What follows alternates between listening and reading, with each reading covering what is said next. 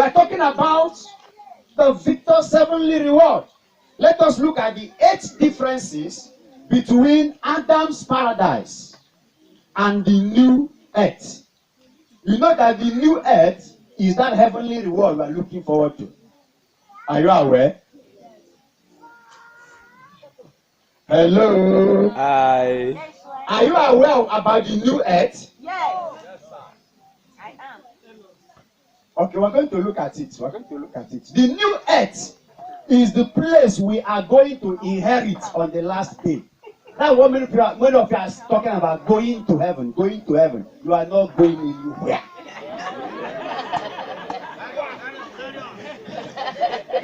Praise God. That is what.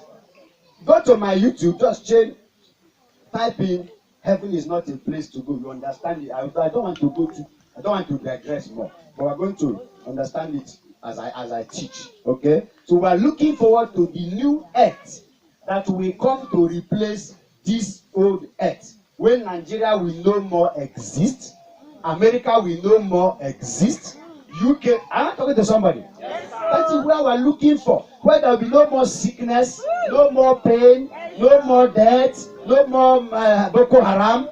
Am I talking to somebody? That's where we're looking forward to. That is paradise reenacted. The new earth is the return of paradise. But there's a difference between Adam's paradise and Christian's paradise or Christian's new earth. That's what I want to talk about as we progress. Can we go? What are the differences? Now, immediately man lost the kingdom, which is the nation of God on earth. The kingdom, what God built by himself, the paradise. God now went into work and designed another one that is both bigger and better. God designed another one that is both bigger and better. So we're going to look at the differences and we'll look at the similarity. Number one, let's start with the differences. Number one, Adam was put in the garden in paradise, according to Genesis chapter 2, verse 8, verse 15, in order to walk paradise and to expand it. Because the original plan of God is that the paradise will cover the whole earth. Remember the last desert about the Father's blessing. I told you man was not created to live on earth directly, if you can remember, but to live in the paradise on earth. You have forgotten. That is why we record talks. Because even this one I'm teaching now, by next month you will forget it. That's why we keep records. Praise God. Hallelujah. It was the will of God, not that man will come and live directly on earth, but that man will live in paradise. And Adam was asked to grow the garden, the paradise, until it covers the whole earth. Adam did not do it until he lost it. So he was now driven from paradise, which is God's will, to the earth that is not the will of God, which is the reason for all the problems on earth till today, and will continue to this earth to disappear. So why we're teaching like this, so that if you understand God and his kingdom, there are many things that pose a problem to you that you begin to now have understanding. Praise the Lord. Amen. Are we together? So the difference is that while Adam was supposed to walk and expand his own paradise to cover the whole earth, the new earth is a paradise that is coming to replace this entire earth, such that man will have no work to do for its expansion. Hallelujah. Is that correct? Yes. So man will have nothing to do to expand paradise like Adam. Paradise will just come and cover the whole, in a replacement of the present earth. Number two, in Adam's paradise, the devil had access. The devil entered Adam's paradise and tempted them. In the new earth, the devil will never have access. Praise the Lord. In Adam's paradise, the devil had access. But in the new earth, there will be no more devil. Tell your neighbor, there will be no more devil. Can you imagine a world where there is no devil? Do you know how that thing would be? That is the reward we are talking about. A world where there will be no more devil. Just imagine. And you know that if you remove D from devil, what do you get? Evil. So if there is no more devil, there will be no more evil. As long as there is devil, there will continue to be evil. No prayer can stop it. As long as there is devil on earth, evil must continue. Prayer cannot stop it. Prayer can minimize it. Am I talking to somebody? But in the new earth, there will be no more devil. It's in Revelation. We'll get there by the grace of God. I'm sure you have read it in Revelation, where both the dragon, the beast, everyone was cast into hellfire. Point number 3, paradise recorded temptation.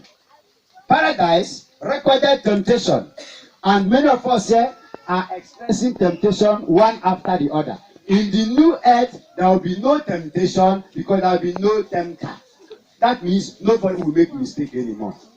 Just imagine a life on earth where nobody will make mistake. And that's what they say, nobody is above mistake. Will become a thing of the past. It will become a reality. Because man will become above mistake. Tell your neighbor it is possible. Push him and say, neighbor, it is possible. It is time for you to get there. And that's why we're talking about the victor. Because that's what all the things I'm explaining to you is what the devil does not want you to experience. Does not want us to experience. And that's why he's tempting us, he's troubling us, he's fighting us, he's attacking us, so that we can do what? Go back. So we can reject God. So we can renounce God. Because where we are going is too glorious that it cannot even be explained. I'm just trying to scratch it. Praise the Lord. Hallelujah. Number 4. In Adam's paradise, man was neither mortal nor immortal. In Adam's paradise, man was neither mortal nor immortal. But in the new earth, man will be completely immortal. Did you understand that? When God made Adam and Eve, according to the teaching of the church in Lumen Gentium number 2, he said that man was created to be divinized in glory. That means man was created to grow into divinity and become like God. Hello? But before man could reach that level, man fell. That was the reason why man was driven out of paradise. Remember what the God said? Let us drive them before they eat from the tree of life and never die again. You see it? So that was why they were now driven out. If not, it was the will of God that man will grow into that level, he will never die again. In the new earth, man will become completely immortal. That means nobody will die again. Somebody was crying, we don't want our mother to die. We don't want our mother to die. That will be a thing of the past. Someone shout glory. Some, jump up and shout glory. Tell your neighbor, say neighbor. I will get there. I will get there. All the challenges in your life now, the devil does not want to experience what this will experience. These are the reward. That's why it's a reward for those who will overcome the devil and the challenges of life. Somebody say, I will overcome. I will overcome. Point number 5. In paradise, God used to visit man. In the new earth, God will live with man. In paradise, Adam's paradise, God used to visit, and the Bible says, in the cool of the evening, God will visit. In the new earth, God will live with man, and the song choir people used to sing for us will become a reality.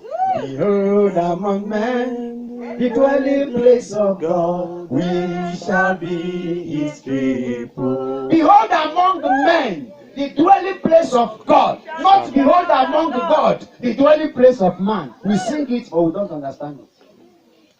Am I talking to somebody? Yes, point number 6. Paradise was eventually lost, but man will never lose the new earth. We're looking at differences. Adam lost paradise. Man, the moment you enter the new earth, you can never lose it again. What a glory. What a glory. Someone say, I will get there. I will get there. Point number 7. In paradise, Adam did not know God's name. In the new earth, we shall know God's name. Hey! Do you know God's name? Is anybody who knows God's name? I am that I am is not a name. Hello? If you are following me in my YouTube, just go to YouTube and see my talk there. God is not a name, and you get the explanation. Go to YouTube and get it. I'm not going too far. Just go to YouTube. See Yahweh. God is not a name. Because, people used to debate. Don't call God Jehovah. Call him Yahweh. Yahweh is not a name. Neither is Jehovah a name. They are all descriptions. What is Yahweh? I am that I am. To say the truth, is that a name? Is that a name? So that is what we call prayer name. But God has proper name. Anything you call God on earth now, he will answer. Whether you call him Yahweh or you call him Jehovah. In fact, even if you call him microphone, he will answer. But why we do teaching? That he will answer does not mean you should not call him microphone. Don't understand? There's something you call it becomes an insult. Even though you answer, doesn't mean it is the right thing. So we are teaching so that people will know the right thing. There's nothing you call God on earth that he will not answer by his mercy, because he knows the limitation of this time. But God has a name, and it's only on that in the new earth that his name will be revealed. We are going to see this in the Bible. Praise the Lord. Tell your neighbor, God has a name. Point number 8, the last one. In paradise, Christ was present. In Adam's paradise, Christ was present in what is called shadows and typology. Because that tree of life was Christ in typology. Okay? But in the new earth, Christ will be present no longer in shadows and typology, but as a person. Jesus Christ. You will be seeing him, you will be seeing you. Jesus Christ. Am I? Someone say life. Hallelujah. Yeah. If you understand the victor's reward and where we are going, anything, even if they say die now, so that you don't miss that one, you'll be happy to die now. Am I talking to somebody? People who backslide is because they have not understood Christianity. And that's why I'm taking my time. In fact, anytime it comes to do with the kingdom of God, I feel excited. And I take my time to explain it to people. We are going somewhere. Tell your neighbor, we are going somewhere. Hallelujah.